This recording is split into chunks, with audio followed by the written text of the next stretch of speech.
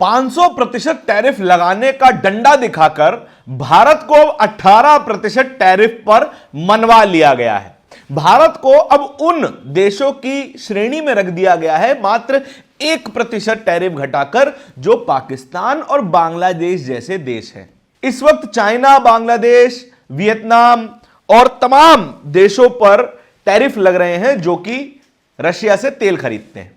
Russia से तेल भारत भी खरीदता था, अब उन्होंने बंद कर दिया है। क्यों? क्योंकि हमें सस्ता तेल मिल रहा था और अमेरिका उन तमाम देशों से नाराज है जो कि सस्ता तेल रशिया से खरीद रहा है। और इसी सस्ते तेल के खेल को रोकने के लिए डोनाल्ड ट्रंप भक्तों के चाचा ने अब एक और लॉलीपॉप भक्तों के हाथ में दे दिया है। लॉलीपॉप चूसते बैठिए और कहिए हर हर मोदी, घर घर मोदी। क्या है ये पूरी कहानी, इसी के बारे में चर्चा करने की कोशिश करेंगे और जरा आपको समझाने की कोशिश करेंगे कि ये जो 18% का टैरिफ है जिस पर पूरा मीडिया पगलाया पड़ा है, वो आखिर में भारत के लिए एक फायदे का सौदा भी है या नहीं।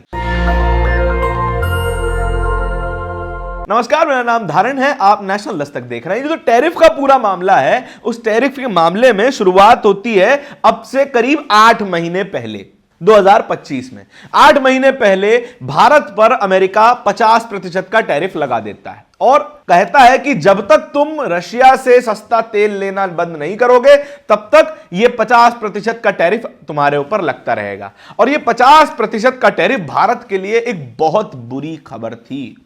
मान लीजिए कोई निर्यातक, हमारे यहां का निर्यातक यानी कोई एक्सपोर्टर 100 रुपए का माल बनाकर अमेरिका में बेचने की कोशिश करता है 100 रुपए की ही कीमत पर, मानते हैं, तो फिर करीब 50 रुपए तो उसके ऊपर टैरिफ ही लग जाएगा। यानी कि 100 रुपए का आइटम अमेरिका पहुंचते पहुंचते 150 रुपए का हो जाएगा केवल टैरिफ से। और उसका ट्रांसपोर्टेशन, लेबर, सामान उतारना चढ़ाना, ये सारा लॉजिस्टिक कॉस्ट उसके ऊपर और लगेगा, यानी कि 200 रुपए तक का वो माल हो जाएगा, यानी दुगनी कीमत हो जाएगी। तो फिर कौन खरीदेगा? तो फिर कौन बचा अमेरिका की मार्केट में हमारा सामान खरीदने वाला? और भारत एक ऐसा देश है जो कि अमेरिका में जितना माल अमेरिका से आयात करता है उससे ज्यादा निर्यात करता है, जितना इंपोर्ट करता है उससे डबल करीब एक्सपोर्ट करता है। कितना करता है आपको थोड़ा डेटा भी बता देते हैं। 2024 में 89 बिलियन डॉलर का सामान हमने अमेरिका में बेचा, वो बढ़कर अगले ही साल फाइनेंशियल ईयर 2023-24 में 79 बिलियन और 24-25 में 86 बिलियन, ये जो एक्सपोर्ट है वो भारत का बढ़ जाता है। उसी के पैरेलल में अमेरिका कितना बेच रहा है? अमेरिका दुनिया का जायंट, दुनिया का एक ऐसा देश जो सबसे ताकतवर खुद को बताता है, वो भारत में सामान बेचता है केवल 41 बिलियन डॉलर का, यानी कि आधे से भी कम। इसी से आप समझ सकते हैं कि अमेरिका में एक्सपोर्ट करना भारत के लिए कितना जरूरी है, कितना फायदेमंद है। सबसे बड़ा ट्रेड डेफिसिट अगर कहीं है पॉजिटिव में तो वो अमेरिका के साथ ही है। दूसरी तरफ चाइना को देखें तो हमारा 100 बिलियन का डेफिसिट है। चाइना को हम 16 बिलियन डॉलर का माल बेचते हैं, चाइना में 116 बिलियन का माल बेच देता है। 100 बिलियन का डेफिसिट, और उसके करीब 80 बिलियन डॉलर तो हम अकेला अमेरिका को बेच देते हैं। और सोचिए अगर 80 बिलियन डॉलर पे हमारा 50% टैरिफ लगता तो कितना नुकसान होता, जो कि हुआ भी। उस वक्फे के दौरान 50% टैरिफ लगने पर कई एक्सपोर्टर्स ने अपना माल बेचना बंद कर दिया अमेरिका में। और ये कौन से की कंपोनेंट है? हमारे यहां का कॉटन का कपड़ा, हमारे यहां का डेनिम का कपड़ा, हमारे यहां का चावल, जो कि 3 मुख्य प्रोडक्ट हैं अमेरिका में खरीदे जाने वाले और भारत से बेचे जाने वाले। और इन तीनों इंडस्ट्रीज पर बड़ा हिट लगता है जो कि एक्सपोर्ट मार्केट में काम कर रहे थे। फिर कुछ महीनों बाद ये टैरिफ घटकर 25% पर आ जाता है और अभी तक, यानी कि बीती रात तक ये 25% पर ही टिका हुआ था। 25% का टैरिफ, फिर दोबारा गणित कर लीजिए, 100 का माल बेचेंगे तो फिर 25 रुपए का टैरिफ लगेगा। कीमत और लॉजिस्टिक्स वगैरह सब मिलाकर 125 से 150 रुपए की कीमत बन जाएगी। तब भी कौन खरीदेगा? तब भी कोई खरीदने वाला है नहीं, क्योंकि चाइना हमसे ज्यादा कंपेटिटिव माल बेच सकता है। उनकी लेबर कॉस्ट हमसे बहुत कम है, उनकी मैन्युफैक्चरिंग कॉस्ट हमसे बहुत कम है। हम किसी हालत में मैन्युफैक्चरिंग के मामले में चाइना से कंपीट नहीं कर सकते। हमसे ज्यादा टैरिफ होने के बावजूद भी चाइना सस्ते में माल अपना बेच सकता है। अब बीती शाम को यह फैसला हो चुका है कि 18% टैरिफ कर दिया जाएगा। अब ये जो 18% का झुंझुना जो हमको पकड़ाया गया है वो कंपैरिजन में क्या है ये भी आपको बता देते हैं। थोड़ी सी रिसर्च करी, उसको पता चला कि 20% टैरिफ लगने वाले देश कौन से हैं? वियतनाम और बांग्लादेश। वियतनाम और बांग्लादेश के भी रिश्ते अमेरिका के साथ कुछ अच्छे नहीं चल रहे। अब देखते हैं 19% टैरिफ किन पर लग रहा है? इंडोनेशिया, पाकिस्तान और थाईलैंड। चलिए, इंडोनेशिया और थाईलैंड तो थोड़े सम्मानजनक देश हैं भी।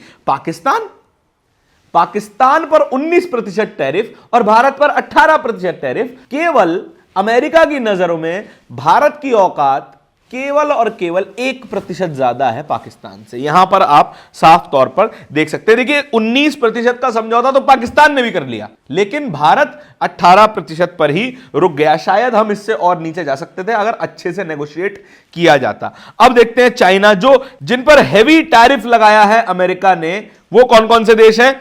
China 34%, Brazil 50%, south Africa 30%, Malaysia 40%, Laos 40% और यूरोपियन यूनियन 15%। यूरोपियन यूनियन जितनी भी औकात नहीं है हमारे देश भारत की अमेरिका की नजरों में कि यूरोपियन यूनियन से, जो खास कोई प्रोडक्शन नहीं करता है, वो सर्विस ड्रिवन इकोनॉमीज है। भारत एक मार्केट इकोनॉमी है और एक मैन्युफैक्चरिंग इकोनॉमी है, वहां पर 18% टैरिफ। यूरोपियन यूनियन से हमने हाल में ही 50% लेस टैरिफ की डील करी है, लेकिन वो केवल रईसों के काम आने वाली है। आप आम इंसान भूल जाइए कि आप एलवी, गुची, प्राडा का बैग तो खरीदने वाले हैं नहीं, range rover, defender, BMW, Mercedes तो खरीदने वाले हैं नहीं, तो आपके कुछ फायदे की चीज है नहीं।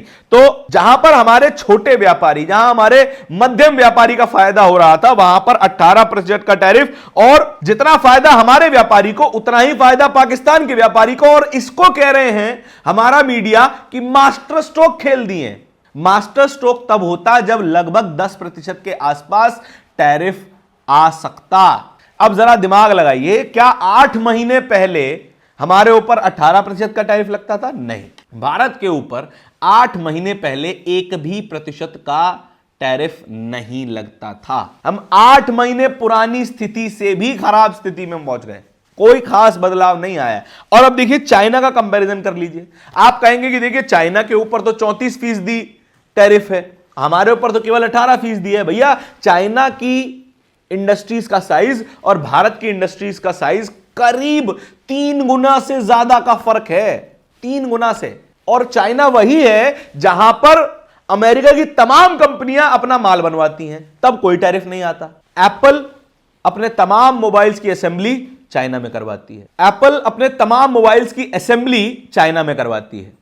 टेस्ला, जिसकी बैटरीज चाइना से आती हैं।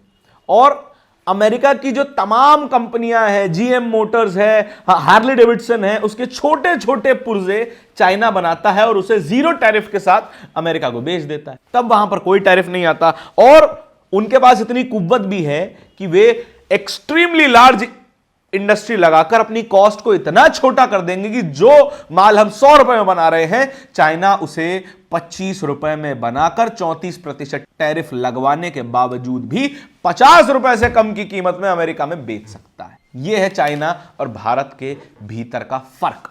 और हमारे मीडिया गण लगे हुए हैं कि भाई साहब मास्टर स्ट्रोक खेल दिया, भाई साहब जलवे कर दिए, धुरंधर है मोदी तो। और यही वो डोनाल्ड ट्रंप हैं जो लगातार भारत की बेइज्जती करते हैं। और आज ये डोनाल्ड ट्रंप दोबारा भक्तों के चाचा दोबारा बन गए।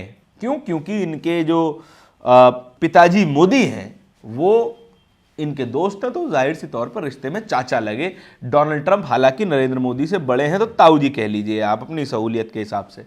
हाल ही में डोनाल्ड ट्रंप ने एक बिल को भी मंजूरी दी थी जो कहता था कि रशिया से जो भी देश तेल खरीदेगा उस पर 500% का टैरिफ लगा दिया जाएगा। 500% का टैरिफ, दिमाग हिला देने वाला। यानी 100 रुपए का माल 600 रुपए में बिकेगा, केवल और केवल मार्केट स्तर पर। उसके बाद आप मार्जिन तो भूल ही जाइए। तो फिर पूरी तरीके से भारत की मार्केट को बर्बाद कर देने की स्ट्रेटेजी डोनाल्ड ट्रंप की थी। और यही डंडा दिखाकर अब मजे से डोनाल्ड ट्रंप और अमेरिका भारत से 18% का टैरिफ वसूल करेगा, जो कि 8 महीनों पहले 1% का नहीं था। और आपने रशिया से तेल लेना क्यों बंद किया? क्या केवल एक देश की दादागिरी के चलते आप एक देश से अपने देश का जो फायदा हो रहा है वो लेना बंद कर देंगे। रशिया यूक्रेन और रशिया वॉर में इतना फंसा हुआ है कि उसे कैश की जरूरत है, कैश फ्लो की जरूरत है, तो फिर वो सस्ते में तेल बेच रहा है। अमेरिका ने कहा कि भैया इसके कैश फ्लो को रोकना है, तो फिर इसका जो कच्चा तेल जो बिक रहा है मार्केट में सस्ते दरों पर, उसको रोकना ज्यादा जरूरी है। रशिया से सबसे बड़ी तेल की खेप खरीदने वाला एक बिजनेस हाउस रिलायंस ग्रुप और रिलायंस रिफाइनरीज वो तेल खरीदना बंद कर देता है। खैर, तेल जो सस्ता आ भी रहा था तो उसका कोई फायदा तो भारत को मिल नहीं रहा था, एक आदमी को फायदा मिल रहा था, अब वो नहीं मिलेगा, बस इतना सा फर्क है। अब आप बताइए कि ये जो 18% का लॉलीपॉप आपको पकड़ाया गया है, यही चूसते रहना है या फिर अपने हकों की, अपने हुकूकों की बात भी करनी है? इस पूरी खबर के बारे में आपके क्या विचार हैं, कमेंट सेक्शन में बताइएगा जरूर। इस तरह की और भी खबरों को देखते रहने के लिए नेशनल दस्तक को सब्सक्राइब जरूर कीजिएगा। बहुत बहुत धन्यवाद। नेशनल दस्तक की आपसे गुजारिश है कि अगर इसको बचाना चाहते हैं तो नेशनल दस्तक को सब्सक्राइब करने के लिए रेड कलर के सब्सक्राइब बटन को दबाएं, फिर बेल आइकन की घंटी दबाएं। नेशनल दस्तक को बचाने के लिए बहुत जरूरी है कि हर खबर को शेयर करें, लाइक करें, कमेंट जरूर करें।